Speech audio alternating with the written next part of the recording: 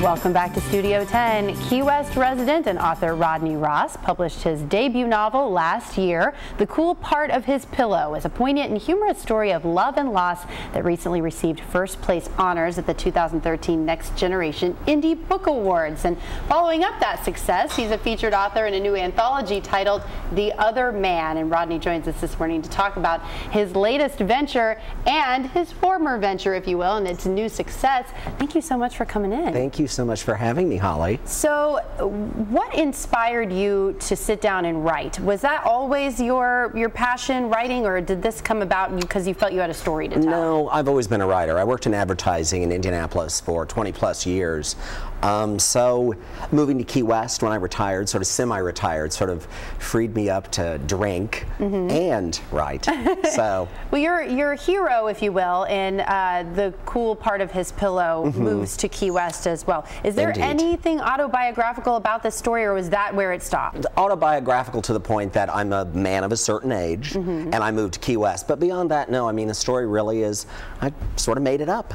So. And give everybody just kind of a little taste of what the story is about. It's a man of a certain age, if you will. A gay man of a certain age who loses his partner in a really hideous construction crane collapse. He loses his partner, he loses their 2 dogs, their BMW, Mercedes rather, and somebody captures it on camera as well, so it ends up on YouTube and goes viral. So he gets mortified at this point. Like there's I mean, the grief is coming at him from every direction. It's like viral grief for him. So he starts a journey to escape somehow to find, well, what comes next at 45. And I think that's such a poignant point, and at the same time you use so much humor to make it, because he is sort of running away from grief, and I think that's something that we all sort of do initially. Take that, we think now's the time to do something, make a change, because you don't necessarily want to feel those feelings. Right, and that's why I tried to leaven it with humor, though, because otherwise it's 333 pages of breast beating and crying. So at a certain point he starts sort of a cynical journey as well. He sees everybody still coupled or possibilities ahead of him, and he's looking at a life that is completely gone, shattered, and so he needs to reinvent himself, and by doing so he populates his life, or the characters populate his new life, and a lot of them are strange characters. Well, obviously readership is the #1 success for an author, but now you've received an award as well. What does it feel like to have your first novel have this kind of acclaim? Amazing. Amazing, because it does, at the end of the day, a writer, you sit at home in your shorty bathrobe with your cold cup of coffee writing. You don't know the effect you're having on other people. You hope, you dream, you think about it. So when you get reader mail, fan mail, when you get an award, you realize you made an impact on critics, on agents, on other publishers, and it becomes sort of this enormous bubble that you didn't know that you were inhabiting. Right.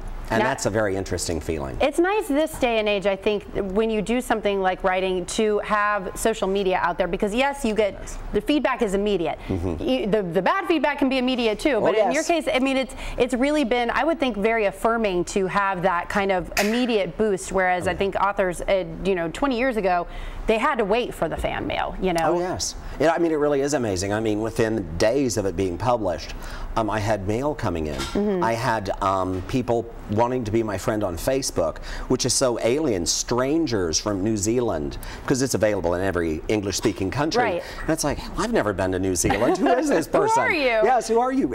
So that's very interesting that it's not just Florida, it's not just the United States to get mail from Australia and London, that you touch their lives, people I will never meet or know, and yet I somehow am ingrained in their... You're in their world. I'm on their bookshelf. Yeah. So now you are included, speaking of that feeling of inclusion, with other authors in a book called The Other Man. It's an anthology. It is short stories all combined together. How did this thing come to be? The actual editor, Paul, contacted me based on reviews of Cool Part of His Pillow. That's how it works, really. I mean, he came to me and said, would you like to contribute? I like your sense of humor. We're looking for something to balance the angst, all the adultery, the path not taken, so-and-so cheated. can you bring that same sense of humor and sensibility to this? And I said, let me think.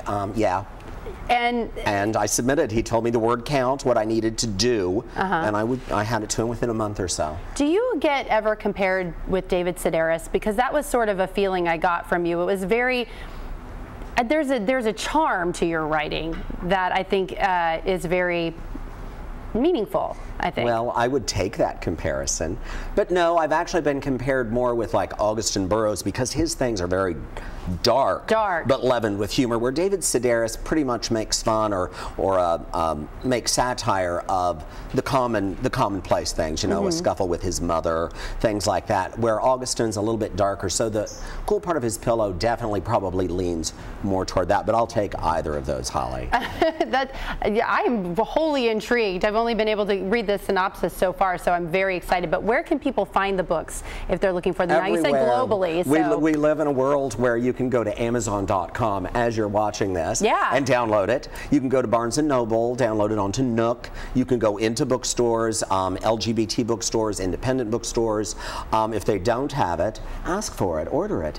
So you can find it everywhere. And while you're online ordering, friend Rodney on Facebook. Yes. So there you go. Then he'll have Tampa Bay friends reading the book as well. But thank you so much for coming in. Thank you for having me.